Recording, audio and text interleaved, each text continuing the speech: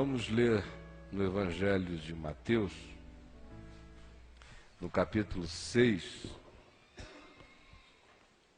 Evangelho de Mateus, no capítulo 6, do verso 9 ao verso 15. Evangelho de Mateus, capítulo 6, do verso 9 ao verso 15, que diz assim: Portanto, vós orareis assim: Pai nosso que estás nos céus, santificado seja o teu nome. Venha o teu reino. Faça-se a tua vontade, assim na terra como no céu. O pão nosso de cada dia dá-nos hoje. E perdoa-nos as nossas dívidas, assim como nós temos perdoado aos nossos devedores. E não nos deixes cair em tentação, mas livra-nos do mal, pois teu é o reino, o poder e a glória para sempre. Porque se perdoardes aos homens as suas ofensas, também vosso Pai Celeste vos perdoará. Se, porém, não perdoardes aos homens as suas ofensas, tampouco vosso Pai vos perdoará as vossas ofensas. Senhor Jesus, ensina-nos a orar. Em teu nome. Amém. Gente boa de Deus, olhem aqui para mim. Não existe no conceito do Evangelho, no ensino de Jesus, nenhuma oração que não seja antes vida. Assim como do ponto de vista de Jesus, não existe aquilo que Deus chame genuinamente de vida, não de mera existência com uma ânima psíquica e orgânica, mas vida, conforme a qualidade do significado do que seja vida em Deus, vida conforme o expressar da vontade de Deus na existência da gente, vida que se qualifique pela fé, pela esperança, pelo amor, pela misericórdia, pela verdade, pela justiça, pelo bom senso, pela realidade, pelas expressões de tudo quanto o Evangelho designa como sendo marcas absolutamente essenciais, insubstituíveis do que se possa qualificar como vida. Esse tipo de vida não acontece sem que ela própria não seja em si uma oração. De modo que, do ponto de vista de Jesus, não existe oração sem vida e não existe vida que seja genuinamente vida que não seja em si uma oração. Tentar separar essas duas coisas é insanidade espiritual, é doença, é uma jornada de esquizofrenia, é um caminho de dualidade, de irreconciliabilidade e de estabelecimento de um corte na existência da gente que não nos permite jamais desenvolvermos qualquer coisa que seja íntegra no nosso ser, que seja inteira, que seja una, que seja harmônica, que seja saudável e que tenha genuinamente relação com o que Jesus chama de vida, segundo Deus. Eu vou repetir, do ponto de vista de Jesus, não há oração que não tenha que ser vivida. E não há vida que, em sendo vivida segundo Deus, não seja em si um orar, é oração. É um falar, um orar, uma oralidade que produz ação gesto, movimento, criação, concreção. Se não for assim, é apenas expressão adoecida da religião, que dicotomiza completamente essas partes, que faz com que o indivíduo transforme a oração numa aposta. A existência dele acontece num divórcio total em relação a qualquer que seja a consciência que ele tenha do significado do Evangelho, quando ele tem algum, e entendo, mesmo que o tenha, na maioria das vezes a oração dele é um deixa ver como é que fica, apesar de que eu sei tudo isso e não vivo, não pratico, não encarno, não desejo, não acho que precise, e falo com Deus porque quem sabe rola, quem sabe pega. Uma loteria. Por isso, cada vez mais, tão pouca gente ora, e por isso também, cada vez mais, tanto maior é o número das pessoas que, em ouvindo a loucura, a falácia e a mentira de que Deus troca bênção por dinheiro, entram nessas igrejas cassinos, caça-níqueis, para colocar grana no altar, porque divorciaram radicalmente o sentido de que orar é viver e viver é orar. Como a vida delas não é uma oração e a oração delas não é vivida, então ponhamos grana num altar. Façamos alguma barganha com Deus. Esquizofrenizemo-nos de vez. Pratiquemos essa hipocrisia religiosa que nos desumaniza, que anestesia nossa consciência e que nos faz escravos dessa crença mentirosa de que Deus está disponível para fazer barganha com a nossa grana. Quando na realidade, eu disse anteriormente, você põe isso aqui por uma consciência de privilégio. Não é troca, não é barganha. E oração só é oração se for uma vida posta em ação, em moção, em movimento. Se aquilo que eu peço a Deus for algo que eu esteja disposto a viver e a fazer. E eu tenho que estar disposto a viver e a fazer apenas aquilo que eu possa pedir a Deus. E aquilo que eu posso pedir a Deus, sem ser a oração do capricho, é aquilo que está determinado como vontade de Deus para que eu viva, eu faça e eu encarne.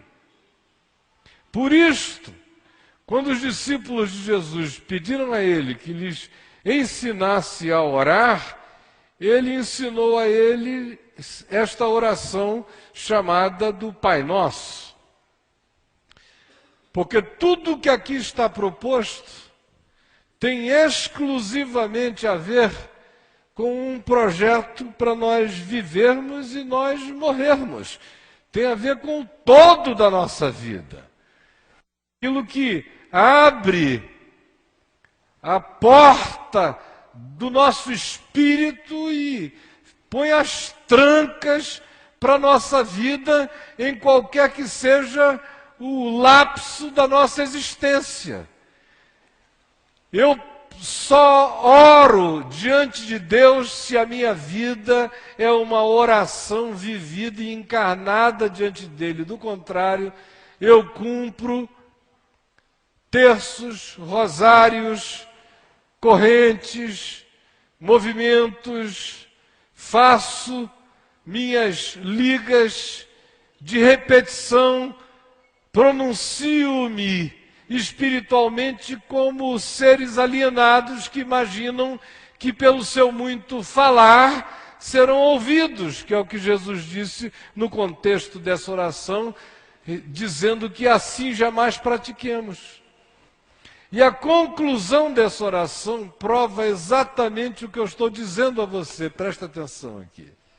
Como é que ela termina? ela termina, depois de mencionar a necessidade de que quem pede perdão a Deus antes perdoe os seus inimigos, ou devedores, ou adversários, dizendo: perdoa as nossas dívidas assim como nós perdoamos os nossos devedores. A conclusão de Jesus é: porque se perdoardes àqueles que pecaram contra vocês, que devem a vocês, que estão em falta com vocês, também o vosso Pai Celeste perdoará as vossas ofensas. Se não perdoardes, tampouco vosso Pai Celeste perdoará as vossas ofensas. O que estabelece uma lógica espiritual irrefutável, que é essa que eu acabei de apresentar a vocês. Qual é ela? Qual é, de fato, esta lógica espiritual? Alguém pode repetir? Qual é essa lógica espiritual? Oração que não se faz vida, não ora nada. E a verdadeira vida se faz vida porque ela ora tudo enquanto caminha, enquanto é. Por isso é que a conclusão de Jesus é: perdoa as nossas dívidas assim como nós temos vivido. Perdoa a mim assim como eu perdoo aos outros. Ouve a mim assim como eu ouço aos outros. Trata-me como eu trato aos outros. Oração, portanto, é algo que acontece no meu trato. Acontece na expressão do meu ser. Acontece nas decisões que eu faço. Acontece nas escolhas que eu realizo. Acontece naquilo que eu decido nutrir como realidade que alimente o meu ser, que seja combustão para a minha vida. E é isto e só isto, e o que passar disso é engano. Porque quando Jesus conclui dizendo que o sentido de tudo está em que eu diga: perdoa as minhas dívidas, assim como eu tenho perdoado os meus devedores, ele chama toda essa relação, todo esse falar, todo esse pedir, todo esse declarar na direção do Deus eterno e absoluto, do Pai que está nos céus, para a dimensão do meu cotidiano, e estabelece que a minha oração é ouvida se eu ouço os outros. E estabelece que tudo quanto eu peço, eu não peço para que seja feito de modo divorciado daquilo que eu sou e daquilo que eu faço. Em outras palavras, eu sou a oração. Você é a oração. Nós somos a oração. Nossa vida é o orar. E olha o que Jesus diz sobre este viver que é oração e essa oração que é viver. Pai nosso que estais nos céus. Essa declaração chama para a minha existência, para o meu viver, para o meu existir, para o meu olhar, para o meu interpretar, para o meu lidar, para o meu tratar, para o meu relacionar-me. Tudo quanto seja sanidade possível no vínculo e na relação entre seres humanos. Primeiro acaba com a espiritualidade egótica, que pensa em Deus como sendo apenas meu, que pensa que a minha relação com Deus é algo que se particularizou de um tal modo que ela não seja compartilhada nas mesmas perspectivas de amor, carinho e graça por todo e qualquer outro ser humano.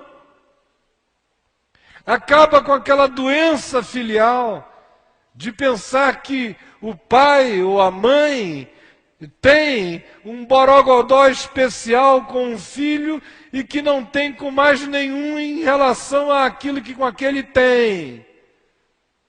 Quando eu digo Pai Nosso, por mais que eu saiba que existe uma individuação absolutamente irrepartível e incompartilhável no vínculo da pessoalidade do meu ser com Deus, ao mesmo tempo eu admito a possibilidade universal e mesmo carrego em mim a certeza universal de que a seu modo e com as peculiaridades desse mesmo vínculo, Deus tenha, e com cada ser humano do planeta, uma relação de amor tão especial quanto aquela que eu julgue que comigo exista.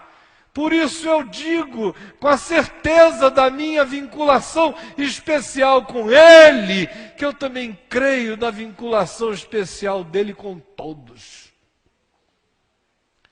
Agora, os resultados disso para o nosso cotidiano são demolidores. Porque acabam os racismos quando é assim.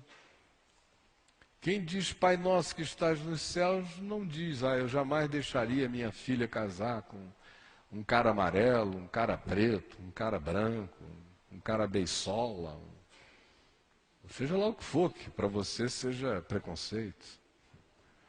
Se o Pai é nosso, acabou o nazismo da nossa alma.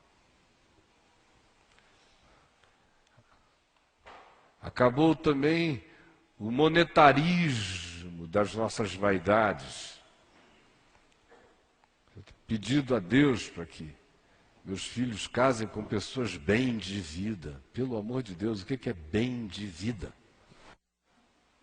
Bem de vida é carregar bem na vida.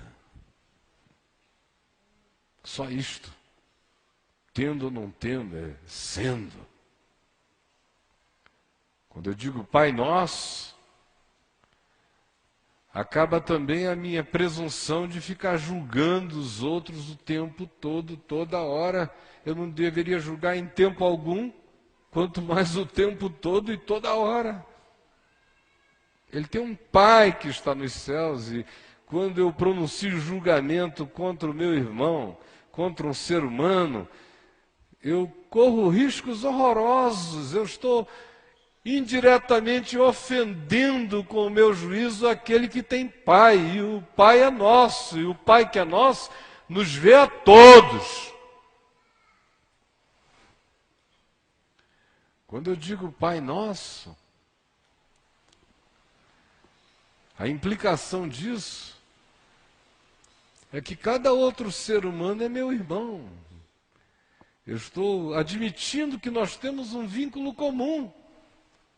Embora a teologia do cristianismo tenha desenvolvido essa idiotice de que aqui na Terra tem gente que é criatura e tem alguns que são filhos de Deus. Os filhos de Deus são os cristãos, os que não são cristãos são as criaturas de Deus. É uma idiotice herética, demoníaca, que a religião criou para separar joio do trigo e para criar essa ufania satânica que também cresce desmedidamente, desumanizando a gente com arrogância, juízos e interpretações perversas. Nunca tais interpretações produziram um ser humano bom. Só geram seres humanos arrogantes, soberbos, impermeáveis e perversos. Para mim, todo ser humano é filho de Deus. Se algum não for, o Pai decida. Eu não tenho nada a ver com isso. Eu quero pecar na inclusividade de todos, do que pecar pela presunção de gerar algum tipo de juízo de exclusividade ou exclusão de alguém. O Pai é nosso, está em todos, age por meio de todos. E é sobre todos, como diz Paulo escrevendo aos Efésios. Todos no grego significa todos, é universalidade. O mais é problema de Deus. Quando eu digo Pai Nosso, que está nos céus, precisa acabar dentro de mim também, qualquer que seja a ideia ou a presunção de que existam pessoas que, por serem diferentes de mim, ou ainda não entenderem, não compreenderem como eu compreendo, por serem diferentes ou por não terem compreendidas, estão excluídas do amor de Deus. Eu assim pensando, eu assim sentindo, eu assim julgando, creia, não as estou excluindo do amor de Deus, eu estou me incluindo fora do amor de Deus. Eu não consigo nem acolher os que não me desacolheram, e a ordem para eu perdoar aos que me devem. Como é que vocês acham que fica a ideia de que aquele que me manda perdoar a quem me deve, para que ele me perdoe e valide o favor imerecido, a graça dele sobre mim, não demandaria ele de mim muito mais, que não houvesse na parte do meu coração nenhum tipo de juízo, que excluísse pessoas porque elas sejam diferentes ou não vejam ou não compreendam a vida ainda como eu compreendo ou entendo.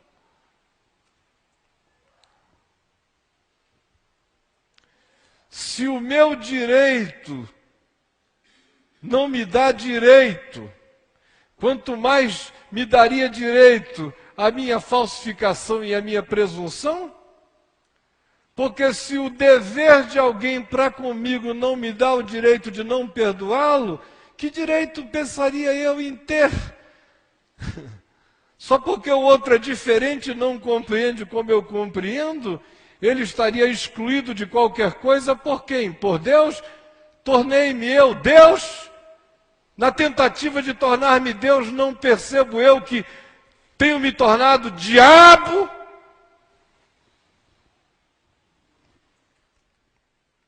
Pai nosso que estás nos céus, acaba com todas as insanidades das nossas separações e dos nossos juízos. Pai nosso que estás nos céus, santificado seja o teu nome. É a palavra grega katos, santificar, que significa cortar. Não é cortar o nome de Deus. O sentido é separar de. Quando eu digo que Deus é santo, eu digo que Ele é o outro, o absolutamente outro. Que Ele está imanente em todas as coisas, mas Ele transcende todas as coisas, porque tudo fora de Deus é criação. E não existem dois deuses nem três deuses, Ele é um só. E nada mais no universo carrega a essência absoluta da sua natureza. Cada outra coisa no universo carrega fagulhas dessa essência, mas a densidade absoluta dessa realidade só existe nele, daí ele ser o outro em relação a tudo mais. Ele é o santo.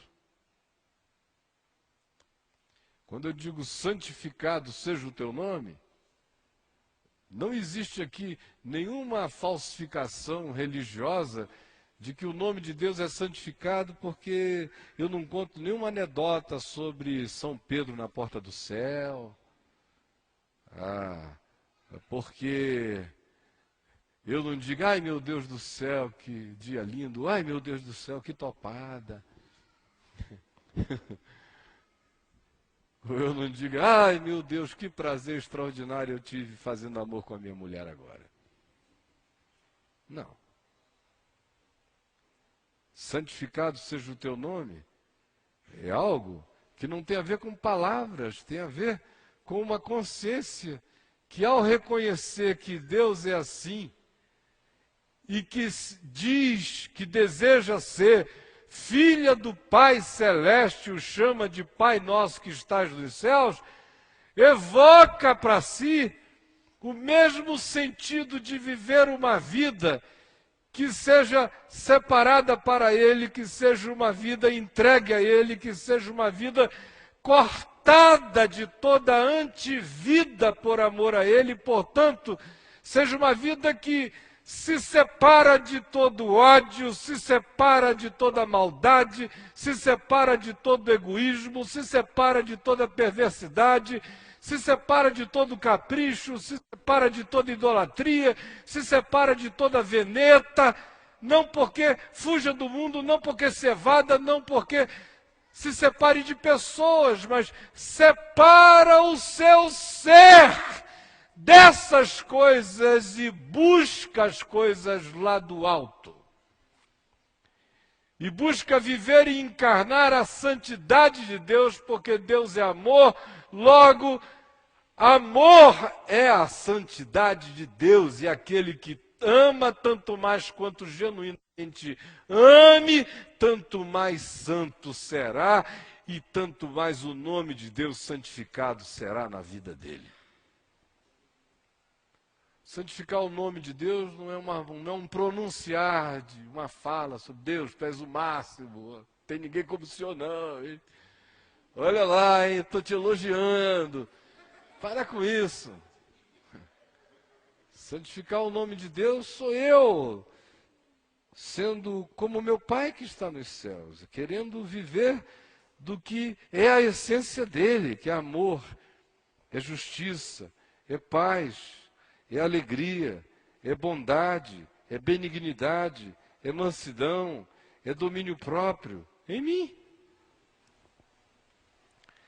Santificado seja o teu nome, venha. Que também só tem a ver comigo. Primeiro porque o reino de Deus está dentro de nós. A gente não consegue construir nada do reino de Deus que não seja meramente eflúvio e emanação e concreção daquilo que proceda da nossa interioridade, estabelecendo materializações sempre relacionais. Nunca o reino de Deus será uma torre. Nunca o reino de Deus será uma construção. O reino de Deus entre nós, até aquele dia quando Jesus voltará, entre nós o reino de Deus é a habitação do reinar, do desejo de Deus em mim, e é o que daí decorre como realidade. Esse negócio aqui está falhando. É o que decorre como relacionalidade entre nós. Não há um reino de Deus a ser proposto que não seja relativo a nós, meus amigos. Se eu quero que o reino de Deus venha, eu quero que o reino de Deus ganhe a concreção da soberania de Deus sobre as nossas relações humanas. A começar da minha interioridade, o reino de Deus está dentro de mim, tem que estar. E tem que ser reino de justiça, paz e alegria no Espírito Santo dentro de mim. E tem que se manifestar de mim nos meus vínculos mais variados, como justiça, paz e alegria no Espírito Santo nas minhas relações. E em qualquer outra coisa que eu faça, ela tem que vir marcada, cunhada por esses traços do reino de Deus, que é justiça, paz e alegria no Espírito Santo. Venha o teu reino, seja feita a tua vontade. Aí a gente quer que a vontade de Deus seja feita no Congresso, no Senado, na Câmara, na Presidência da República. É tão mais fácil orar pela Dilma do que nós mesmos deixarmos que a vontade de Deus seja feita na nossa vida. A gente vira crente, que é para não fazer a vontade de Deus, é para pedir que Deus faça a vontade dele na vida do outro. É por isso que os safados se tornam crentes. Aí vem para a reunião de oração, todo mundo pedir pelo outro, para o outro se tornar a minha imagem e semelhança, para o outro se adequar à minha idiosincrasia, para o outro aprender a gostar do meu desgosto, para o outro se submeter às minhas vontades. Aí vira esse bando de doentes. Seja feita a tua vontade, é uma confissão de fome. Como Jesus disse, a minha comida consiste em fazer a vontade daquele que me enviou. Fazer a vontade de Deus, seja feita a tua vontade, é antes de tudo em mim. Porque se ela não se estabelecer em mim, aonde mais ela se estabelecerá? Se a única dimensão pela qual eu posso orar, com a certeza de que eu e a oração nos misturamos, na medida em que o meu pedido carrega também a minha resposta? Aonde mais essa vontade de Deus tem que ser vivida, encarnada e realizada além da minha vida? Eu só posso responder pela vontade de Deus em mim, conquanto eu desejo que aconteça conosco. E peço que esse bem seja de todos, e venha sobre todos, e seja o entendimento de todos, mas eu não espero que todos a ele se submetam. Eu respondo por mim esta oração. Venha o teu reino. Seja feita a tua vontade aqui na minha vida. O pão nosso de cada dia, dá-nos hoje. É nosso também. Significa dizer que quem pede pelo pão, como essa oração só é oração se for vivida, e essa vida assim vivida é a oração, quando eu digo o pão nosso de cada dia dá-nos hoje, significa que eu estou disposto a repartir o pão que eu tenho hoje com outros, para que a minha oração seja vivida e a minha vida seja essa oração. Às vezes o cara está lá com pão na despensa para todo lado e dizendo, Pai nosso que estás nos céus, o pão nosso de cada dia nos dá hoje. E o outro passando fome, numa penúria danada, numa miséria, num perrengue, e ele aqui com a despensa cheia, a poupança cheia, dinheiro guardado para não sei quanto tempo na frente, e pedindo ao Pai que o pão de cada dia não lhe falte. Se ele, pela sua volúpia, ou pelo sistema, ou pelos privilégios desiguais deste planeta, conseguiu acumular milhares de dias de pão, milhares de pães hora, anos-luz de pão. E ele pede que não falte pão a nós. Está faltando ao teu irmão porque você não sabe aonde enfiar tanto pão, meu irmão. Você não tem estômago para tanto pão. E guarda esse pão. Aí pede, fazendo essa macumba de maldade, afrontando os céus. Pai nosso que estás nos céus, o pão nosso de cada dia nos dá hoje. Mentira, seu safado, canalha, cretino, hipócrita, desalmado. Se hoje você tiver pão só para hoje, não tiver perspectiva do pão de amanhã, a maioria já está aqui num desespero danado. E ainda faz essa poesia para os céus, como se porque foi Jesus que ensinou o coração do Pai fosse ficar assim, embabacado. Eles estão falando a oração que meu filho ensinou. todo mundo desesperado, se só tem o pão de cada dia, porque olham para mim pensando que a minha bênção sobre eles tinha que garantir já a eles pelo menos uns 50 anos de pão para frente, senão eles estão em crise, senão tem alguma coisa errada. E quando tem, não olham para o lado e dizem que eu sou o pai de todos. Olhem a loucura da nossa alma, a blasfêmia do nosso ser, o assinte da nossa existência, a agressão que a nossa vida é, o grito nojento, o vômito que é essa expressão dessa espiritualidade que é apenas uma feitiçaria praticada em nome de Jesus, num desamor, numa alienação, numa desconexão de Deus, do próximo e numa incapacidade enorme de nos enxergarmos, que ela não traz mais juízo sobre nós, porque Deus é misericordioso e bondoso, porque a gente afronta os céus todo dia com as nossas mentiras sem fim. O pão nosso de cada dia nos dá hoje.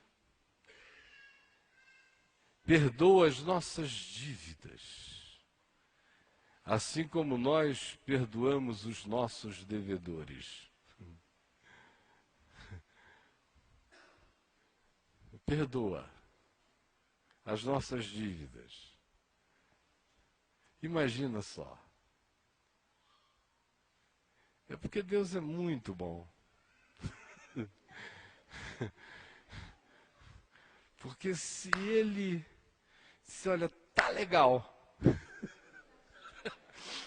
tá legal, vai ser exatamente assim daqui para frente. Quem é que tem garantia aqui de amanhã estar vivo, hein? De voltar para casa. Gente, a gente mente demais. Quase tudo é mentira. Quanta mágoa, quanto ressentimento, quanta raiva, quanta implicância, quanta veneta. Até em relação àqueles que simplesmente são diferentes e a gente detesta. Em relação a quem nos deva,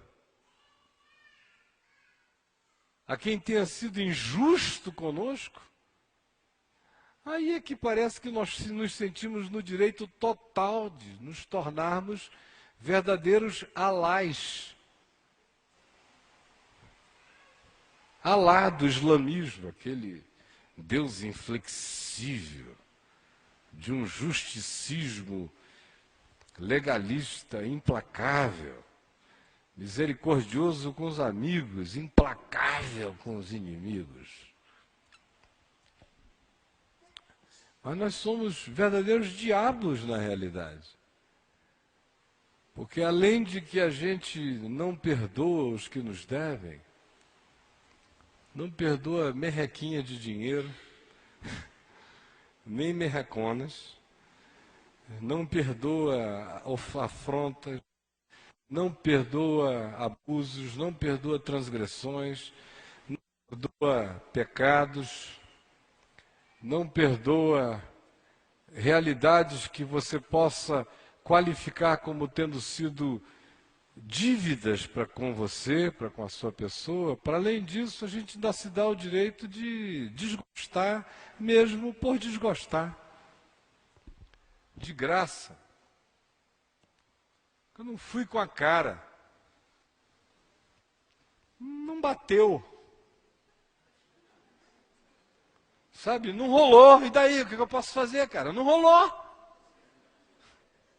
Não rolou. Ao contrário, entrou atravessado. Você está me entendendo? Então, o que eu posso fazer? Seu idiota. Você pode se converter a ele, você pode deixar de ser demônio. Você pode virar gente. Você pode virar filho de Deus.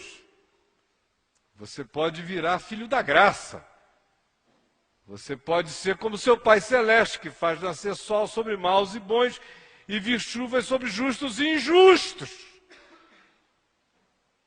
Você pode buscar essa perfeição de ser na relatividade do seu ser, mas que aperfeiçoa você na medida em que, apesar de todas as suas imperfeições, você perdoa sempre, você perdoa tudo. E eu lhes digo, não é impossível viver assim, não é. Bilhões de vezes não é impossível viver assim. Não é. Se fosse, ele não mandaria que assim o fosse. Não é. Dá para aprender a viver sem deixar o sol se pôr sobre a nossa ira. Dá para aprender a viver sem mágoas, sem memórias, sem ressentimentos, sem reavivamentos, sem aquelas dores que não perdoam, sem aqueles direitos adquiridos a ficarmos com reservas contra quem está bem ao nosso lado ou longe de nós, seja lá o que for, mas que em relação à nossa vida encontra sempre não uma cautela, não uma atitude que diga, bom, eu não sou nenhum ingênuo, sei que essa pessoa já me magoou muitas vezes, eu não tenho nada contra ela, ela está perdoada, eu me reservo apenas ao direito de ser prudente. Não é disso que se está falando é daquela situação que com razão ou sem razão a gente deixa crescer dentro da gente o espírito persecutório, o juízo, o capricho, a veneta, a raiva, a ira, o ódio, a dívida, o débito eterno. Quase que uma certeza de que espiritualmente aquela pessoa está danada. Porque nos ofendeu. E quando não nos tem ofendido, só porque ela não é como a gente gostaria que ela fosse. O pecado dela é ser diferente de nós. Aí você vai pedir a Deus perdão de quê?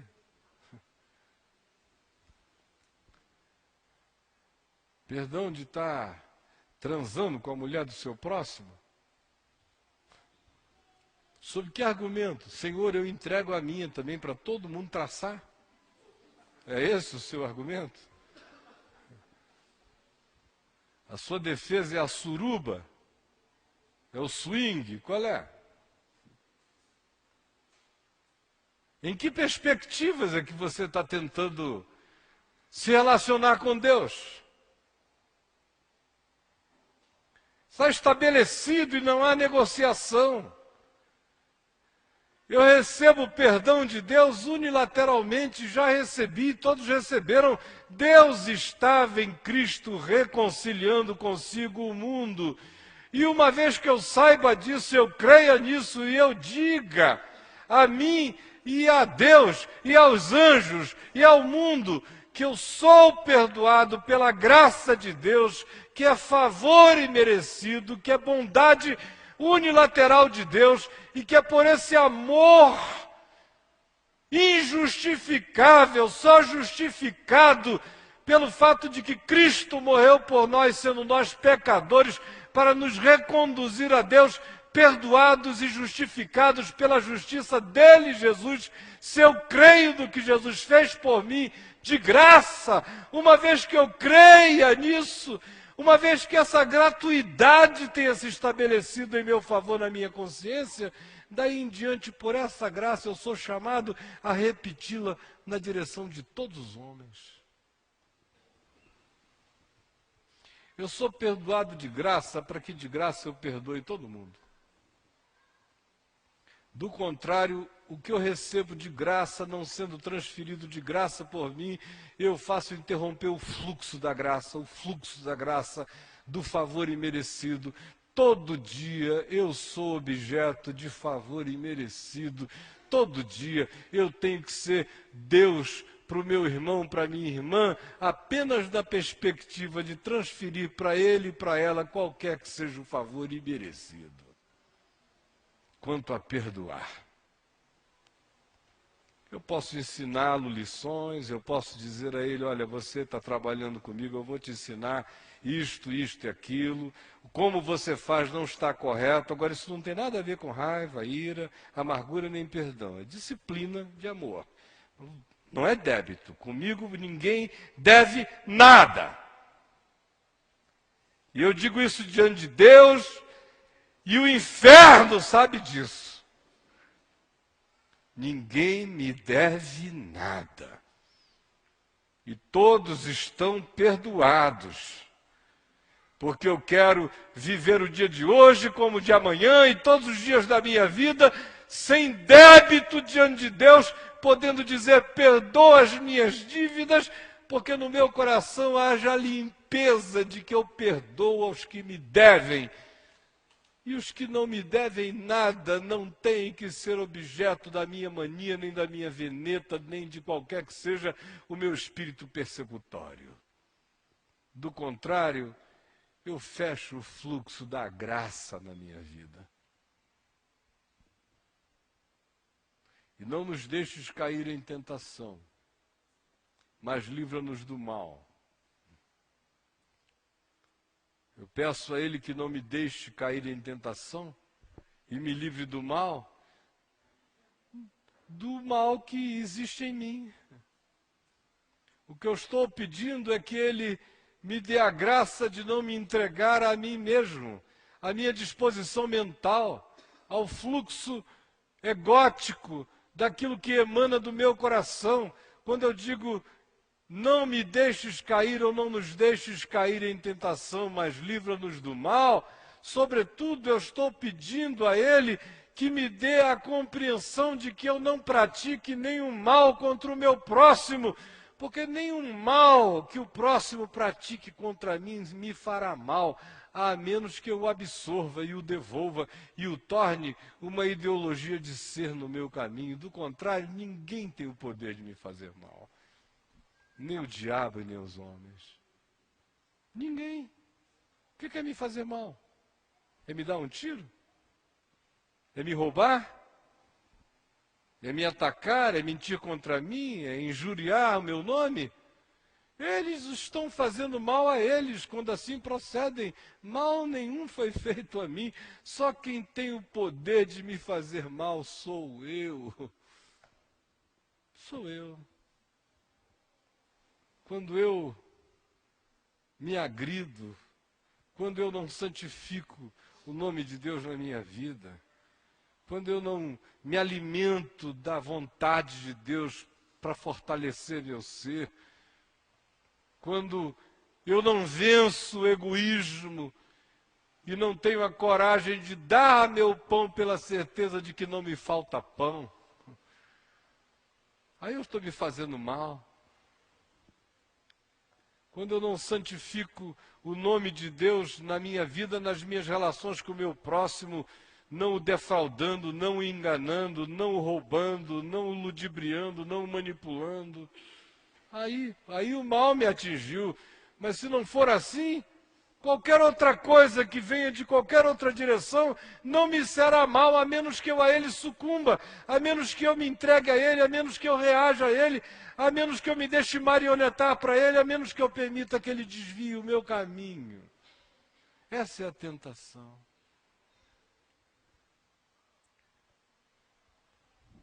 Por isso, minha gente, essa oração não é um falar vertical, é um decidir horizontal.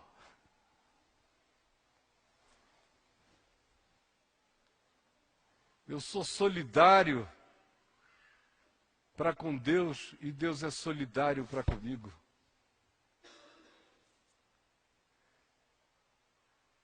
Eu desejo o reino dele crescendo em mim. E quando eu digo solidário, não é na perspectiva de que ele esteja precisando da minha atitude de compartilhamento da causa dele. É solidário apenas um uso de uma terminologia que designa aquilo que está me transcendendo.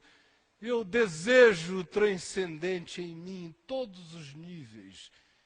e desejo que de mim emane tudo aquilo que seja graça de Deus na direção do meu próximo, que o pão que me venha de mim também proceda a outros.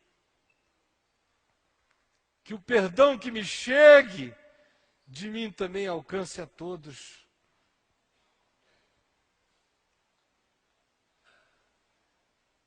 E que nenhum mal externo me visite, com a garantia em Deus que dia a dia cresce em mim, de que eu também, na misericórdia dele, não farei mal a ninguém.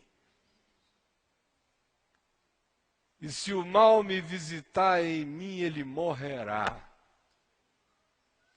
Baterá em mim e cairá morto, porque eu não reagirei a ele, não pagarei o mal com o mal, antes vencerei o mal com o bem, em nome de Jesus. Esta é a oração para se viver.